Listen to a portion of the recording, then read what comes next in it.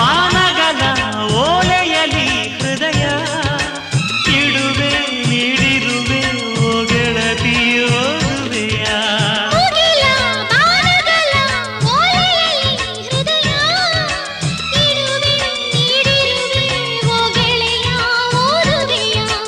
ಈ ಬೆಳ್ಳನೆ ಓಲೆಯ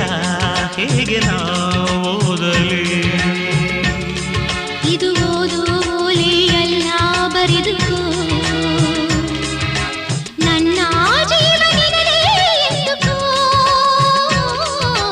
ನಿನ್ನ ಮನದ ಮನೆಗೆ ತಂದುಕೋ ಈ ಕಂಗಳ